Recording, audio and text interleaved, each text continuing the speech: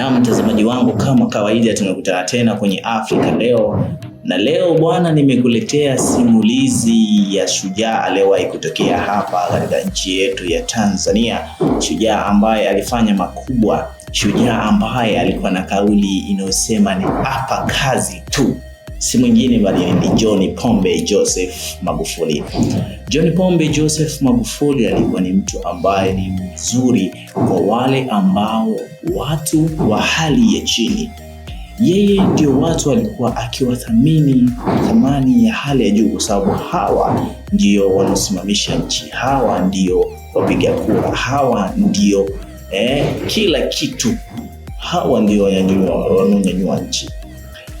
Yeye alishughulika na hawa, na yeye alikuwa haraga kuwasamehe hawa viongozi ambao wanakosea sana.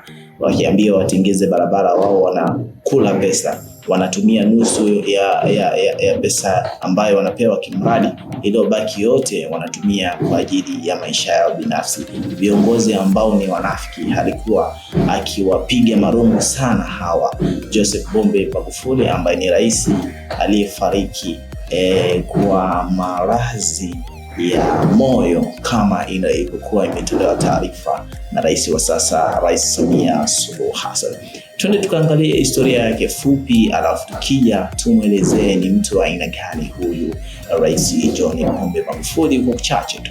Nataka hicho choo baada ya siku 7 kiwe kimekamilika. Sawa mheshimiwa. Na kisipokamilika mwambie huyo mkurugenzi andike barua ya kuacha kazi. Sawa. Akiwa na COVID-19.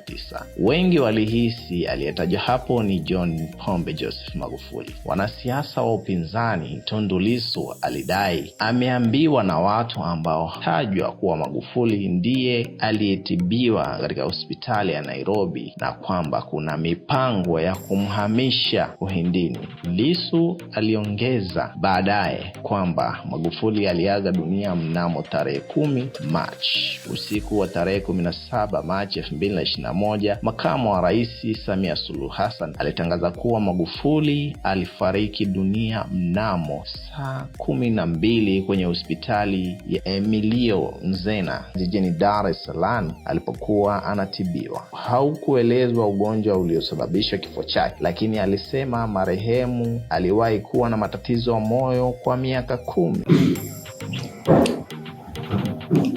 Naam, kama ulivyokuwa umemsikiliza hapo simulizi hiyo, huyu ni rais wa aina gani? Ni rais wa mfano kuwahi kutokea katika nchi yetu ya Tanzania, na hatawahi kutokea rais kama huyu. Ni rais ambaye alikuwa anapendwa na takriban watu wengi sana. Ni mtetezi wa wanyonge, hanaga mbaya, hanaga masihara kabisa. Rais huyu wa John Pombe Joseph Magufuli alikuwa ni mtu ambaye ni wa thamani sana kuwahi kutokea katika nchi yetu ya Tanzania. Hali ilibadilika baada ya kufariki kwake, na sasa tunaiona miradi mingi sana ambayo inakuwa haikamiliki kwa wakati. Kipindi cha John Pombe Joseph Magufuli alikuwa hakuna vurugu bwana, hakuna matata, lakini tunaona hasa hivi namna vitu vinapokuwa vinatokea, watu walipokuwa wanatoa kauli zao kuheshimu vitu mbalimbali. Lakini yote haya ni kwamba tunahitaji kiongozi ambaye ni mahiri hapa katika nchi yetu ya Tanzania, na tunahitaji tuwasapoti viongozi wetu wote hapa katika nchi yetu ya Tanzania. Viongozi na Mama Samia Suluhu Hassan anahitajika apewe support ili mradi kuendeleza nchi hii kwa mahiri wa hali ya juu. Kama hatutaweza kumpa support mama kuiendesha nchi hii, basi yeye hataweza. Maana wananchi kama watakuwa na kiburi wakati wanasaidiwa wao, itakuwa ni tatizo kubwa sana hilo. Kiburi chao kitakuwa kinawafanya wanakosa fursa nyingi sana.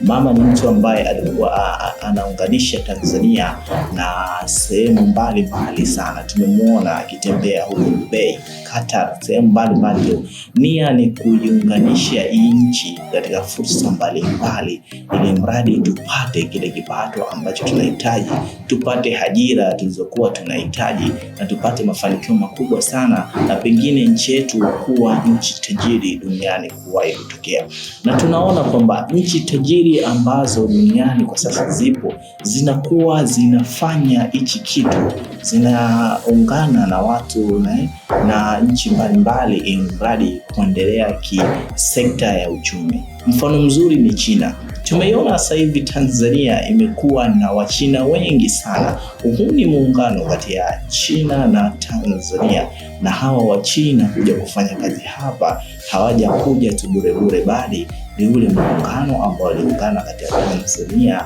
na China kushirikiana kwenye sekta ya kiuchumi. Hapa ndo tunaona Wachina wengi wanaingia. Kwa hiyo sisi kama tutakuwa na ushirikiano na Qatar, tutakuwa na ushirikiano labda na Marekani, lazima tutakuwa tunapeleka wafanyakazi wetu kule wakafanye kazi, ili mradi watuletee kile cha Marekani ni kipi kilichowafanya mpaka endelee. Tunapeleka wasomi kule wakafanye kazi ili watuletee ni jinsi gani Marekani imeendelea, au ni theory zipi ambazo wanatumia, ni njia zipi ambazo walikuwa wanazitumia Marekani kwa sasa kuwa nchi ambayo inaogopeka na kiuchumi zaidi. Kwa hiyo tukishapata wasomi wa namna hii kuchukua elimu sehemu mbalimbali kama Uturuki, labda wanaelekea China, wanakuja na ule ujuzi. Sasa ule ujuzi wakiuleta huku ndio inafanya nchi yetu iendelee. Kwa hiyo pongezi kwa mama hili analifanya. Afrika leo tunaendelea kutoa mafunzo na kuwapa watu ujuzi mbalimbali kuhusiana na historia mbalimbali. Kwa hiyo kufanya wewe subscribe ili mradi uwe mfalme na uendelee kupata madini mengi mengi. Mimi ni Fumbwe pale. Usisahau kusubscribe. Ni follow Instagram @fumbwe.tz.